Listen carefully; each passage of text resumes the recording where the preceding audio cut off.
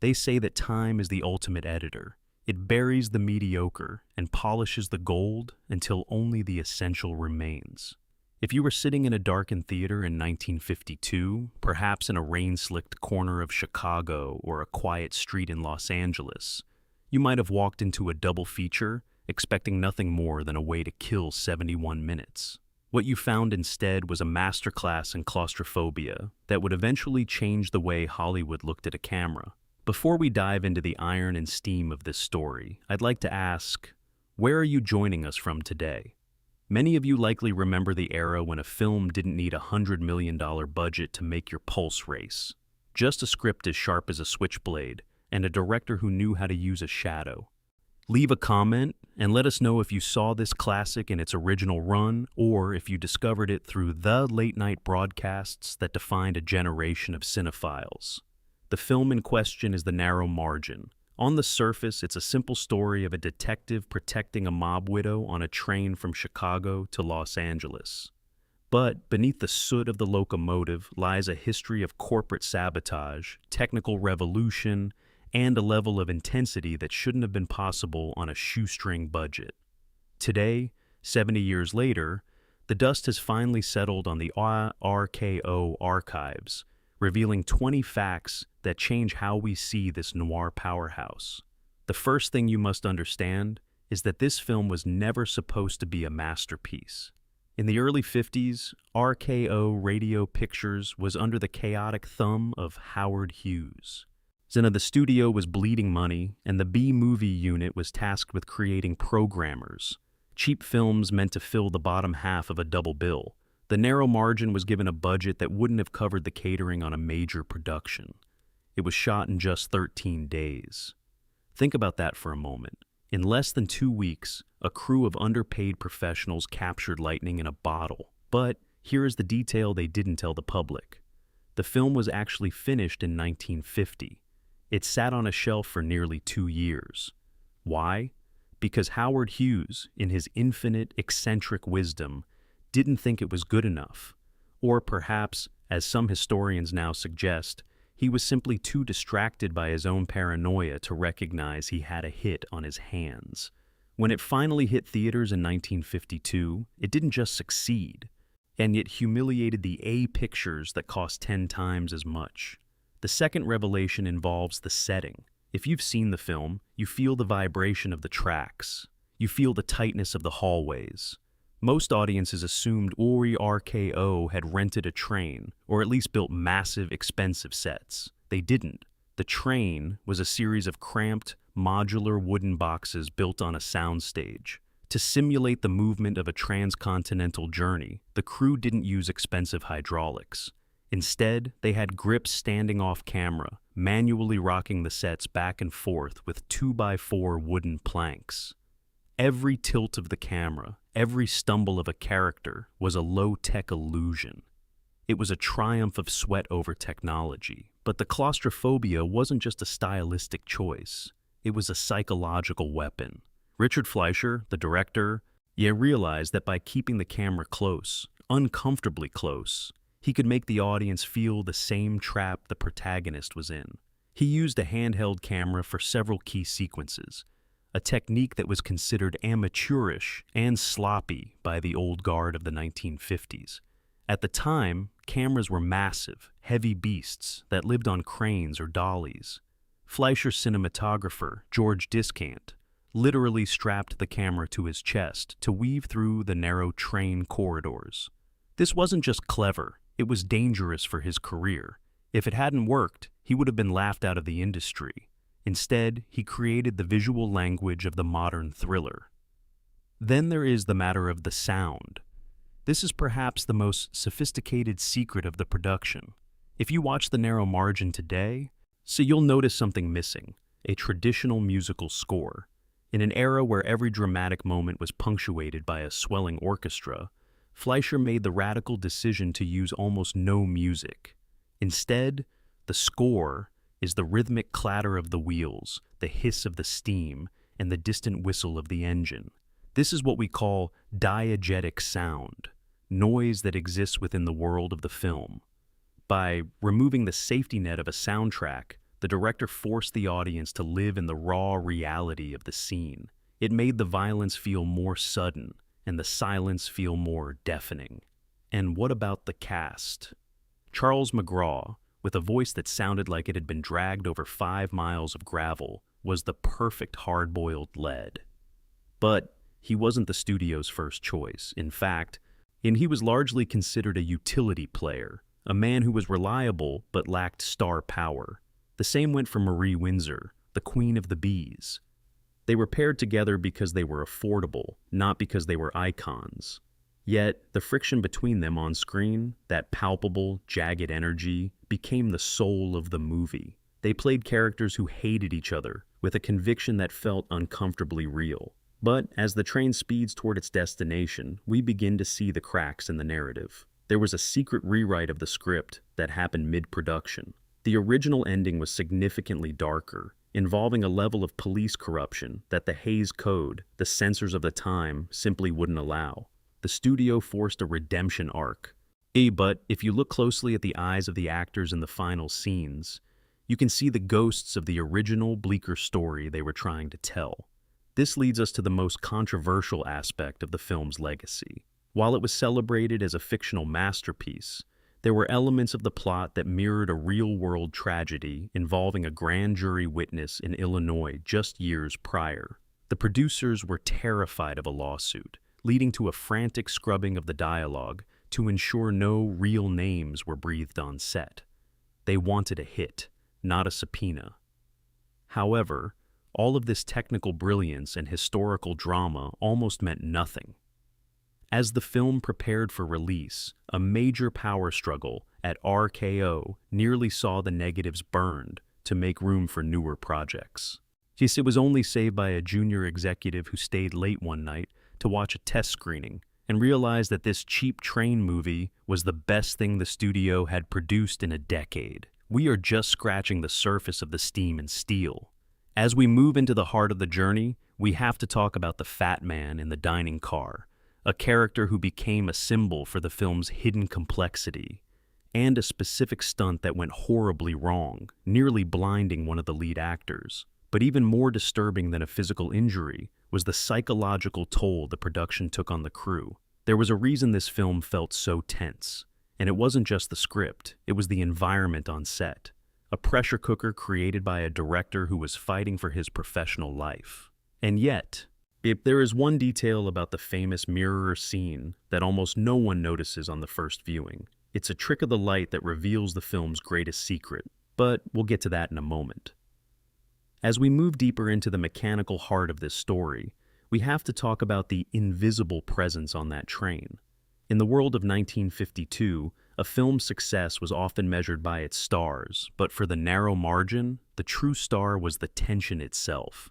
And tension, as any seasoned detective or filmmaker will tell you, is built on what you don't see. There is a character in the film often referred to as the fat man in the dining car. On a first viewing, he seems like a classic noir trope, a suspicious, sweating figure watching from the periphery. But the fact that came to light decades later is that this character was almost entirely improvised to cover a massive hole in the plot. Because the shooting schedule was so frantic, remember only 13 days, the writers realized too late that they had a logic gap in how the assassins were tracking the witness. They needed a physical presence to bridge the scenes, a silent observer.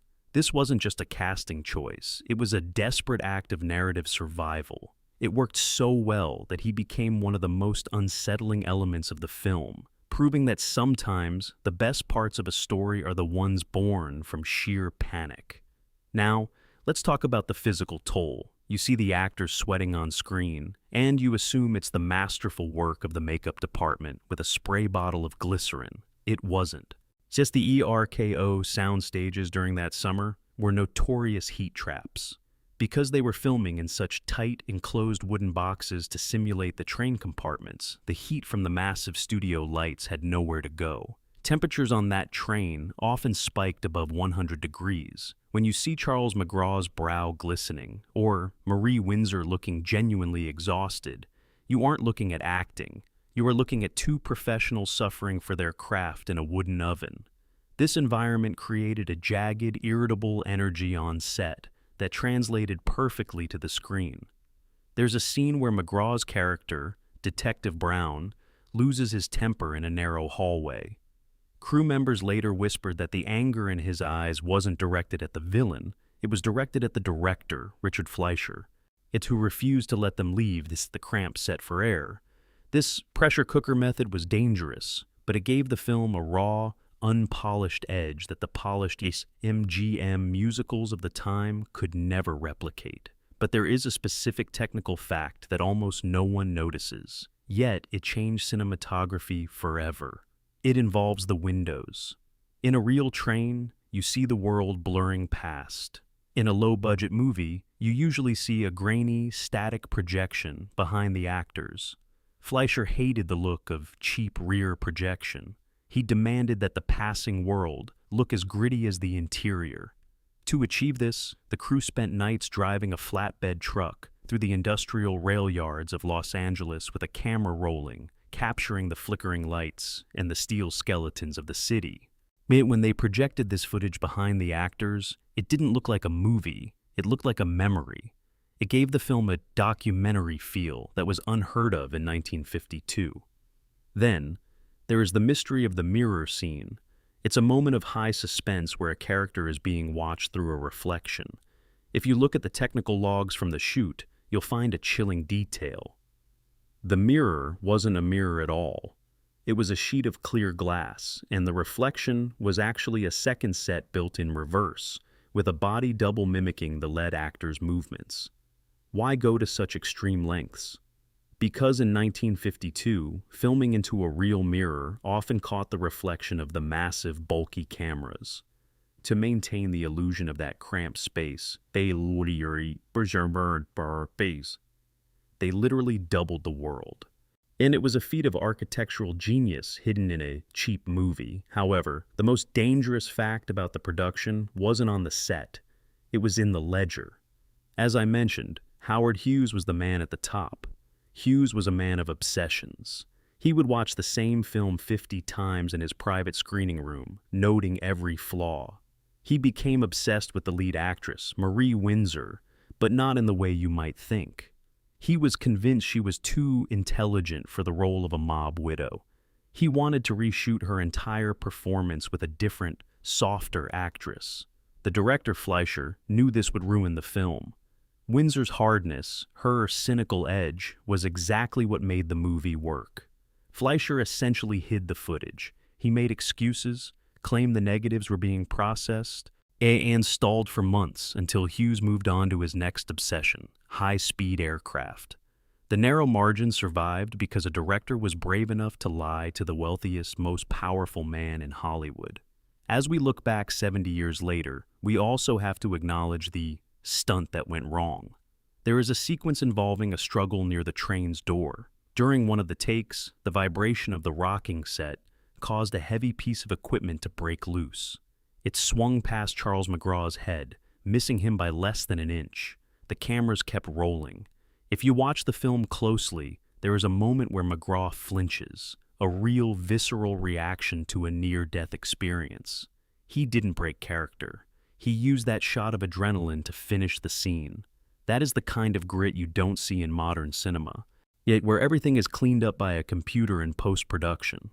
But perhaps the most revealing fact is the one concerning the script's dialogue. It is famous for its staccato rhythm, short, punchy sentences that hit like a hammer. The reason for this? The writers were instructed to keep the lines short because the train noise was expected to be so loud that long, complex sentences would be lost to the audience. The limitations of the sound technology actually forced the writers to become more poetic, more direct. It's a reminder that often, the best art comes from having your hands tied.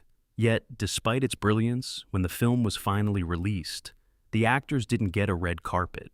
They didn't get bonuses. In fact, because it was a B movie, they were quickly shuffled off to the next project, often even cheaper than the last.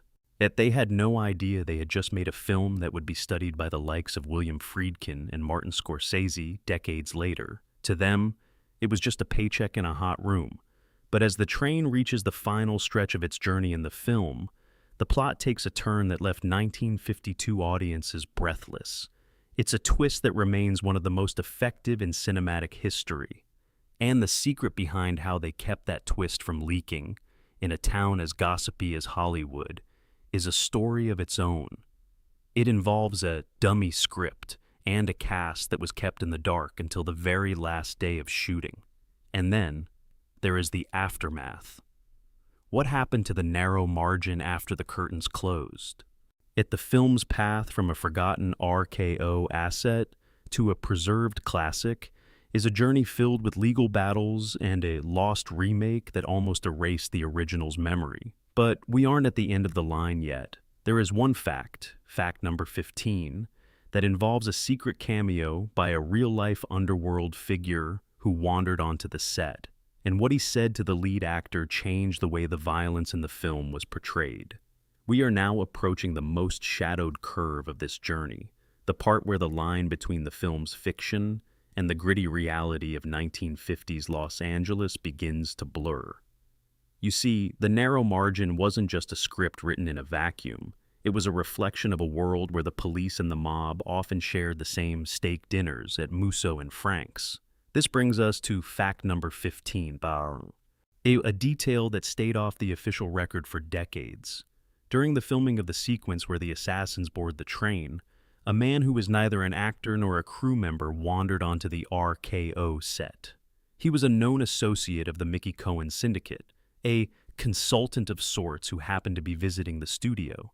He watched Charles McGraw rehearse a scene where he roughly handles a suspect. The man reportedly walked up to McGraw, leaned in close, and whispered, "Kid, if you really want to scare him, don't raise your voice. Just look at him like he's already dead."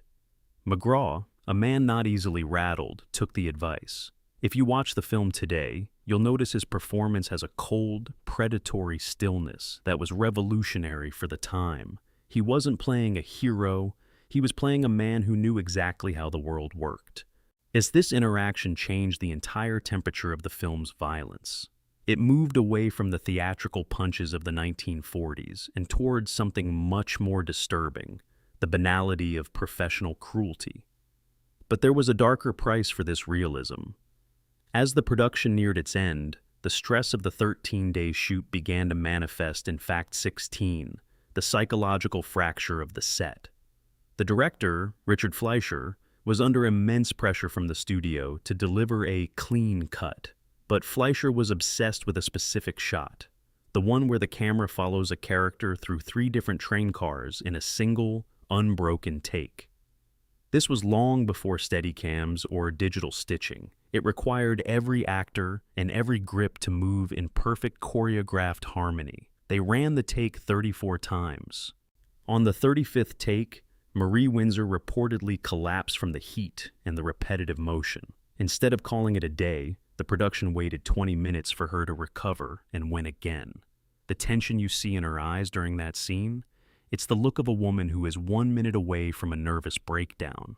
It's method acting by force, and it's a reminder of the sink-or-swim mentality that defined the golden age of the studio system. If you didn't produce, you were replaced by dinner time. This leads us to a revelation that nearly buried the film's legacy entirely, the Ghost remake. In the late 1980s, Hollywood decided to remake The Narrow Margin with a massive budget, a major star in Gene Hackman, and all the bells and whistles of modern production. For a while, the original 1952 version was actually pulled from circulation. The studio didn't want audiences comparing their shiny new toy to a cheap black and white relic. They almost succeeded in erasing the 1952 version from the public consciousness. But a funny thing happened. The remake, despite its talent, lacked the soul of the original. It didn't have the sweat. It didn't have the no-music gamble. Film critics and historians began a quiet revolution, demanding that the 1952 version be restored. It was a rare moment where the B movie outlived the A movie. It proved that you can buy better cameras and better lighting, but you cannot buy the lightning-in-a-bottle energy of a crew fighting against the clock. And then there's the matter of Fact 18, the secret of the train's speed. To save money, Yet the production couldn't always afford the expensive process photography needed to show the world moving outside the windows. So, the crew developed a trick using a simple rotating drum with slats, placed in front of the studio lights. As the drum spun, it created a flickering strobe effect on the actors' faces, mimicking the light passing through telegraph poles and trees.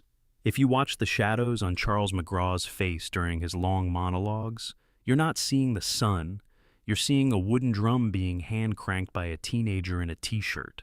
It's a low-tech miracle that looks more real than modern CGI because it's physically interacting with the actor's skin. As we reach the climax of our countdown, we have to address the moral ambiguity of the ending. In 1952, yes, the Hollywood production code dictated that good must always triumph over evil. But the writers of The Narrow Margin did something incredibly subtle. They followed the rules, but they left a bitter pill in the final dialogue. The hero wins, yes, but at the cost of his illusions about the law. The final look shared between the characters isn't one of triumph, it's one of exhaustion. It was a quiet middle finger to the censors, suggesting that even when the good guys win, the system remains broken. But there is one final staggering fact, fact number 20, that connects this film to the very future of cinema.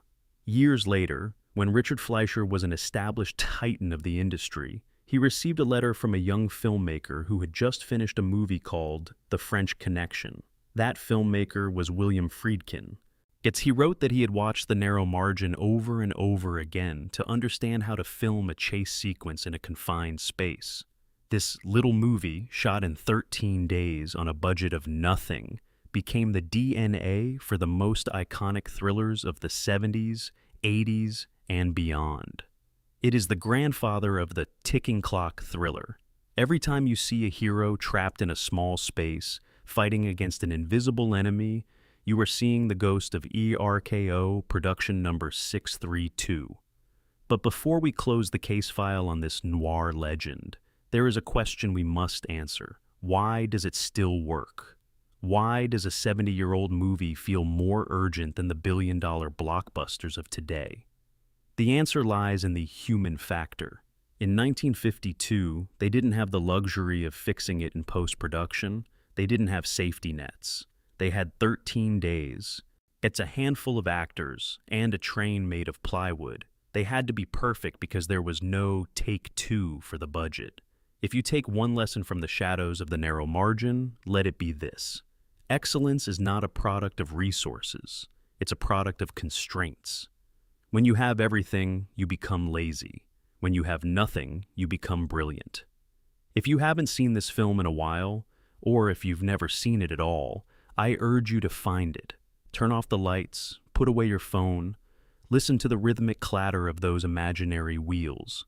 You'll find that The Narrow Margin isn't just a title, it's the space where true art lives.